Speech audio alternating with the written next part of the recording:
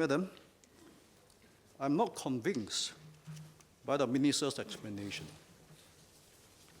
I stand by what I say, based on my understanding of the effect and implication of the bill we passed. For instance, there's a definition of publication.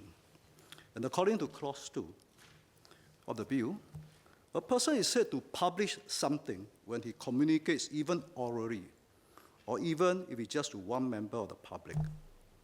So that, I think, applies to people who talk, discuss at coffee shops. Clause 13, bracket 7 of the bill, say that once the AG shows the case satisfies certain conditions, the High Court must grant leave to the AG to issue the non-publication order. Must. And clause 22 to 24 enable the police arrest person accused for contempt of court. So the additional police power in this bill. Madam, what I'm most uncomfortable with is clause 3, bracket 4 of the bill, that gives government to give statements and allow the government to become the sole interpreter and decision maker of what constitutes public interest. And this, I smell a similar element in Internal Security Act.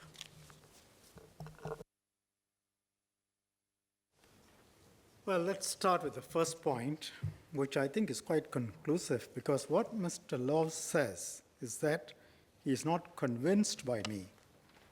Now, that is, on the face of it, looks like he's disagreeing, but then that leaves only two interpretations.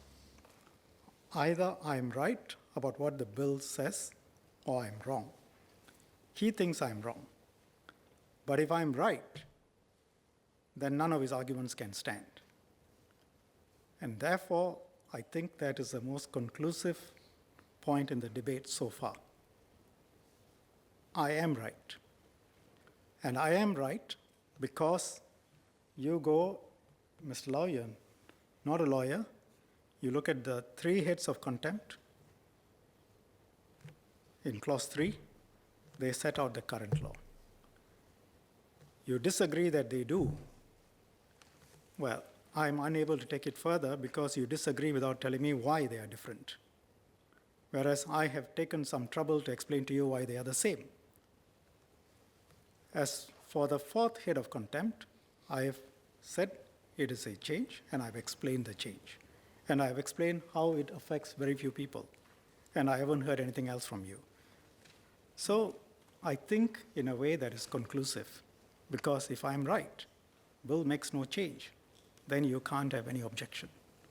But you can have an objection if you believe that I'm wrong. So this is a strange case where a member of parliament says the law minister who puts up the bill after extensive consultation with the courts and who says ad nauseum that the law is the same and is intended to be the same, and the argument is, I don't believe you, I don't trust you, I think you're trying to make a change. How do I argue that point? Second,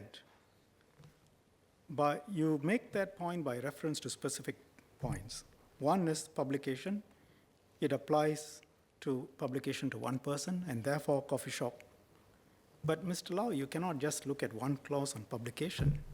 Publication to what end? You go back to clause 3.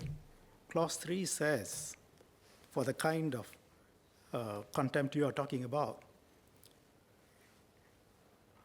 people sit with each other and sit in a coffee shop and say that fellow is guilty. And they say that over a beer. But clause 3, 1b says, you also got to show real risk of prejudicing the proceedings. You have forgotten that. It shows that you must either prejudice or show a real risk of prejudice. So how does a person sitting in a coffee shop in Hougang saying that something is wrong in the courts, how does that statement impact on either the judge or the witnesses or the proceedings? I mean, it's just common sense. And I've given you one example where it can impact.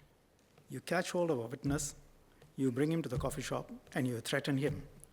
Yes, it is publication, and it is interference with the proceedings. Now, you then say, referring to the powers of the AG, that the court must. But you haven't read the rest of it. The AG has got to prove a number of things, all factual matters. And who do you think decides on whether the AG has shown or hasn't shown those things? The courts. The AG has got to go there to the courts and show this, all these conditions have been satisfied, prima facie, and then the court has got to decide. And if it decides that it doesn't agree with the AG, it will throw him out. And if it decides that it agrees with the AG, then it says, okay, I give you the order. Then the other side is entitled to come back to court and say, you know, you haven't heard everything. I have a side of the story, and this is my story. And if the court agrees with the respondent, what do you think happens? The order is set aside. So who is the boss? The courts control the proceedings. The Constitution provides that the judicial power is vested in our courts.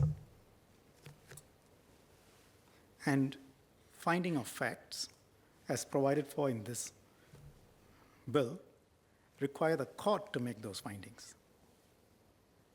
The AG cannot go and say, look, give me the order. I don't need to satisfy you of anything.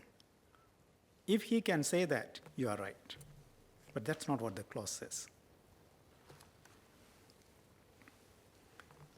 And then you have said, gives government